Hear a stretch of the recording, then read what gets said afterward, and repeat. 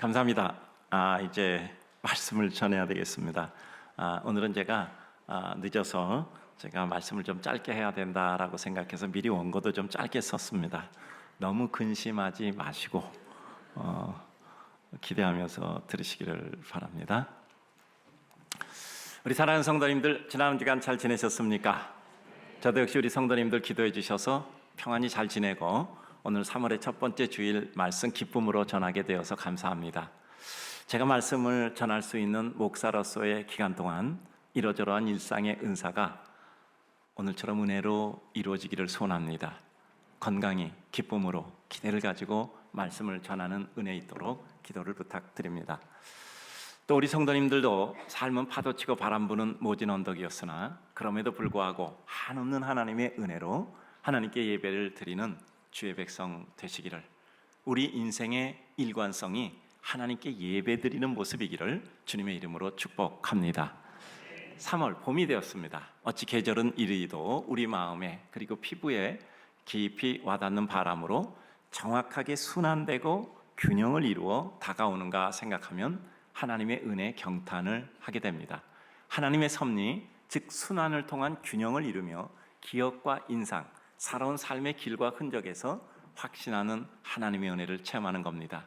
우리 삶의 그 어떤 지경과 관계에 기대를 주시고 우리 삶을 유지시킬 소망을 주시는 하나님께 감사합니다. 소망이 끝나도 기억 속에 기쁨이 아물히 사라지는 삶의 안개 미망 속에서도 인생은 계절처럼 또 다른 은혜, 기억, 추억으로 삶을 다시 일으켜 세우고는 했습니다.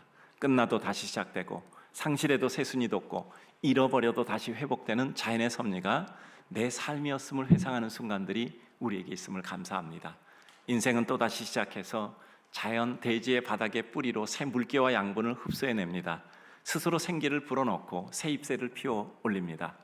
이러한 주님이 운행하시는 대자연의 신비와 힘이 3월 3일 봄 첫 번째 주일을 맞이하여 예배드리는 성도님들에게 은총과 기쁨으로 임하시기를 주님의 이름으로 또한 축복합니다.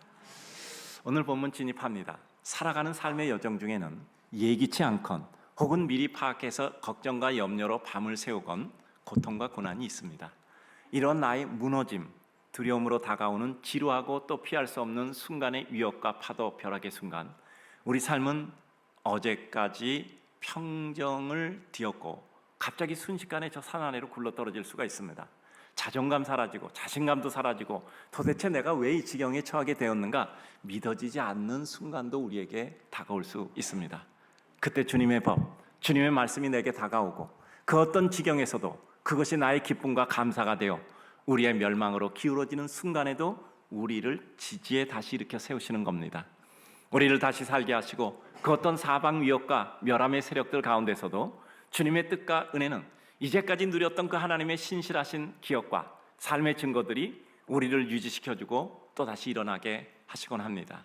과정의 반복적 체험을 통해서 우리는 깨닫습니다. 세상에 완전하고 안전하다고 생각되는 모든 것은 다 끝이 있다. 그러나 주의 계명들, 주의 말씀은 그 모든 것을 덮고 능가하기에 충분할 만큼 넓고 크다는 신앙의 고백입니다. 이와 같은 시편 기자의 고백을 살펴봅니다. 첫 번째, 주님의 말씀이 나의 즐거움이 될 때 고난 중에도 멸망을 넘어서 새로운 영광의 역사를 이룬다라는 말씀입니다. 오늘 92절을 보면 주의 법이 나의 즐거움이 되지 아니었다면 내가 내 고난 중에 멸망을 하였을 것입니다 라고 기록하고 있습니다. 주님의 말씀, 주님의 법이 내 즐거움이 될 때 멸망과 고난 중에도 우리 인생에 새로운 길이 보이고 세계가 보이고 그것이 열려지는 것입니다. 때로 인생은 내게 이것은 나의 마지막 한계를 넘는, 내가 무너질 수밖에 없는 내 힘의 범위를 넘는 감당 못할 멸망이고 고난이다 느껴지는 순간이 있습니다. 아득한 순간이죠. 내 인생 여기까지구나 생각들 때도 있습니다. 그러나 그 순간 우리에게 문득 다가오는 은혜가 있습니다. 하나님의 말씀이 내 삶의 즐거움이 되고 한 줄기 빛이 되고 삶의 기쁨의 기운이 되어 우리를 일으켜 세우시는 겁니다. 어둠 속에 비친 한 줄기 빛, 그 빛의 분량과 범위, 그 한 줄기의 빛의 힘만이 아니라 그 빛이 비추어지는 빛의 근원에 있어 한 줄기로 다가와 그 순간을 비추는 것을 느끼게 됩니다. 빛은 이 한 줄기가 아니라 그 한 줄기를 뿜어내는 빛의 근원이 있음을 우리는 생각하게 됩니다.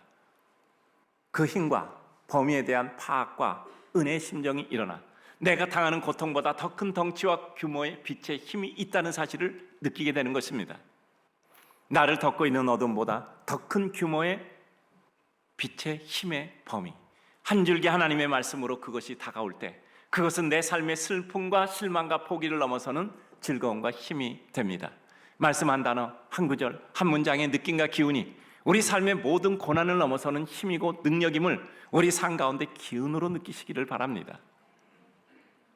하나님의 말씀은 고난 중에 멸망과 좌절과 절망을 넘어서 다시 일어나게 하십니다. 하나님의 말씀의 힘과 위엄이 우리에게 다가올 때 이제까지 느꼈던 삶의 두려움과 공포는 나를 사랑하시는 하나님의 은혜와 자비와 사랑의 힘 앞에는 아무것도 아님을 느끼게 됩니다. 내가 나를 에워싸고 있는 멸망의 고난보다 훨씬 더 큰 하나님의 은혜를 가지고 누리고 있다는 확신의 말씀으로 임하는 순간 우리는 이전과는 전혀 다른 하나님의 백성이 되는 것이죠.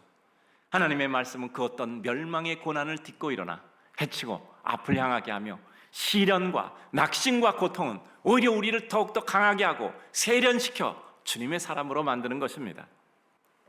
시편 110편 5, 6절은 말씀합니다. 내 길을 굳게 정하사 주의 율례를 지키게 하소서. 내가 주의 모든 계명에 주의할 때는 부끄럽지 아니합니다. 그래요.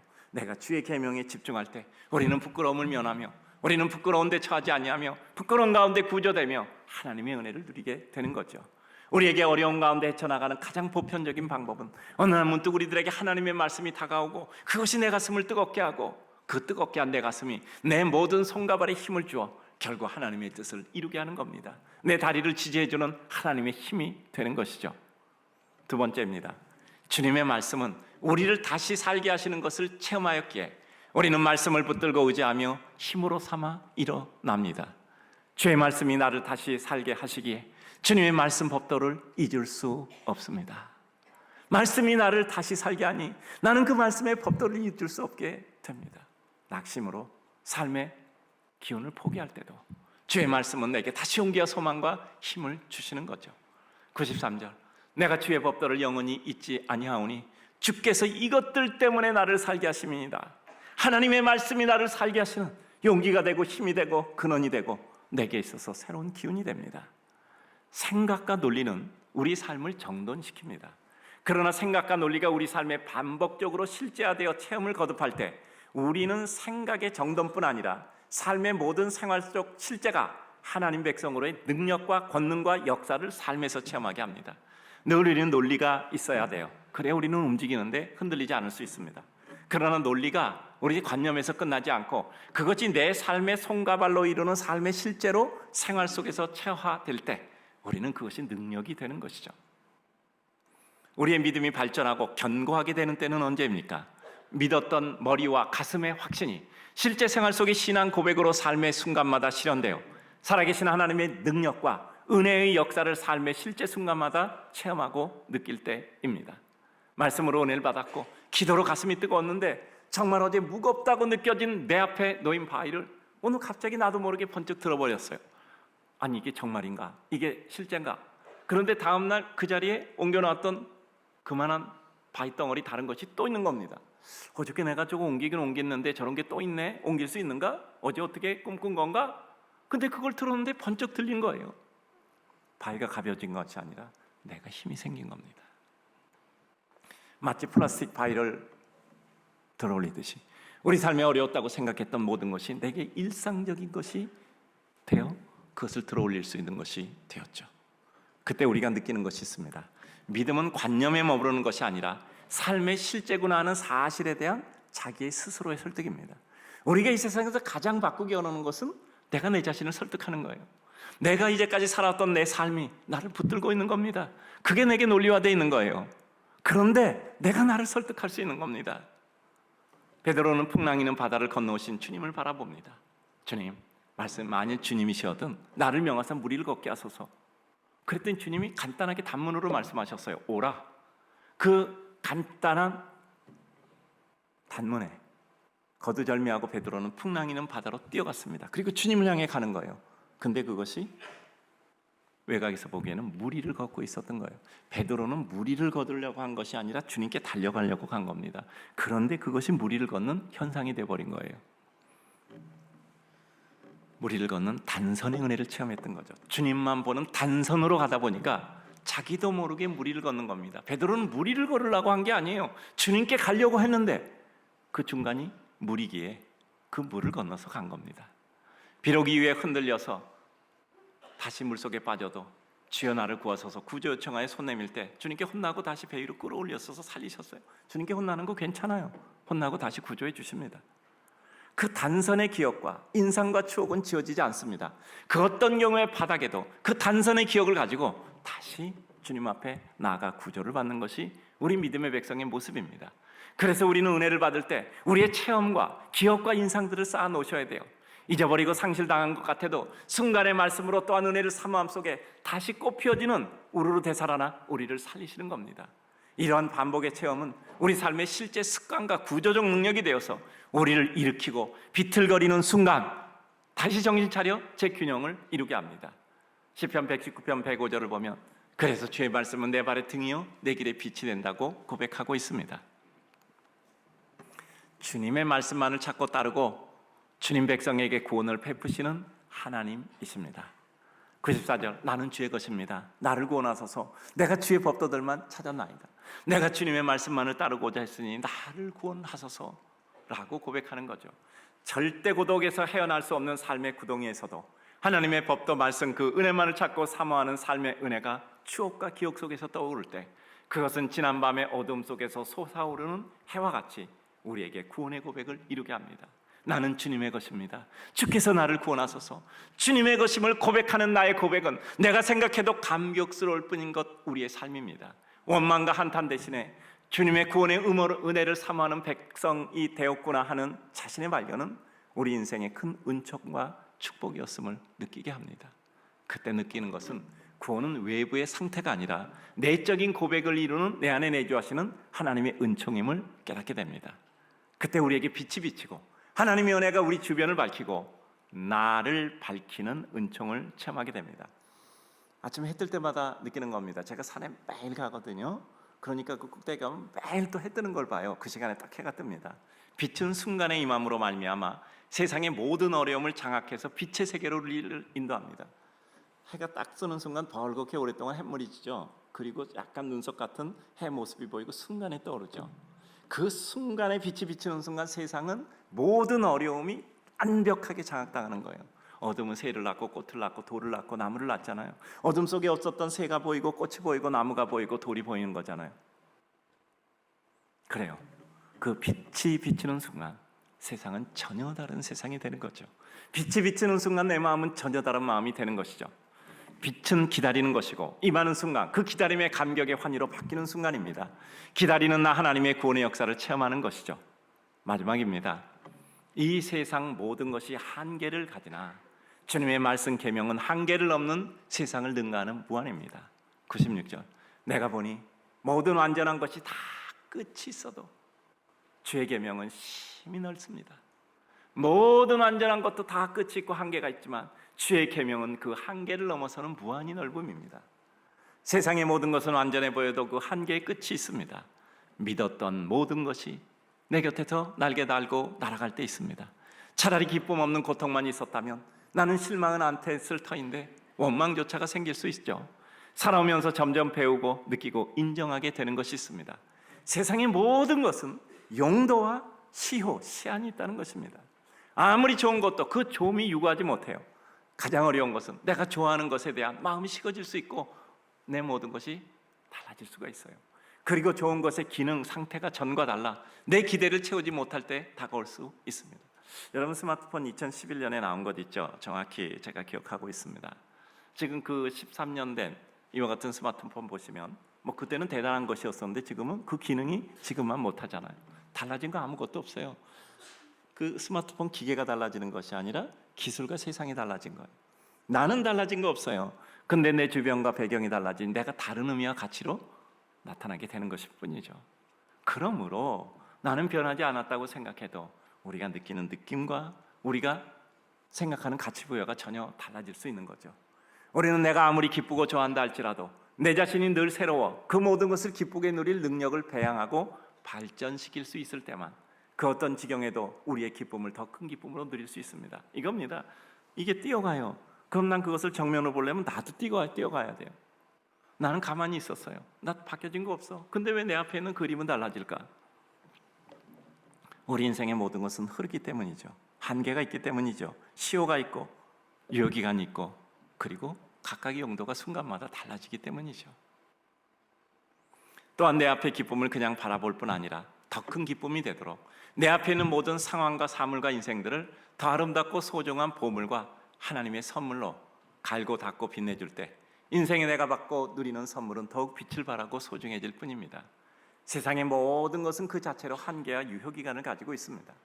그러나 한계가 없는 주님의 말씀, 은혜와 능력입니다. 하나님의 말씀은 너무나 크고 범위가 넓고 무한한 은혜로 확장돼 가고 있는 거죠. 진정한 은혜의 기쁨을 누렸던 이는 그렇게 생각하고 말할 수밖에 없습니다. 내가 이제까지 은혜를 누린 것만 해도 감사합니다. 그리고 은혜의 힘을 진정으로 알기에 또다시 다가올 주님의 은혜와 사랑을 기대하고 기다릴 수 있는 힘을 발휘합니다. 먹어본 음식은 그 맛을 기억하고 힘들어서 산 정상의 기쁨을 체험해 본 이들은 가파른 언덕을 오를 때 기쁨에 대한 기억의 힘이 그 힘듦을 넘어서는 감격의 기대로 나아가게 합니다. 하나님의 은혜를 진정으로 알면 우리는 그것이 고정된 상태가 아니라 우주 만물을 지금도 동적으로 운행하는 살아계신 은총임을 깨닫습니다. 하나님의 은혜는 지금도 우리의 기대 이상입니다. 지금도 움직이시며 지금도 더 발전하시며 우리에게 더 큰 은혜로 다가옵니다. 나를 움직여 내 앞에 모든 은혜를 더욱더 세련하며 하나님의 작품과 기쁨과 감격으로 누리게 하십니다. 내 앞에 모든 것이 하나님의 축복의 보물이게 하십니다. 잡석이 보석되자 우리 이런 표 있었잖아요. 어떤 애? 내 앞에 있는 잡석을 보석으로 가공하고 세련하여 누리는 하나님의 2차적 창조의 은혜를 누리게 하는 겁니다.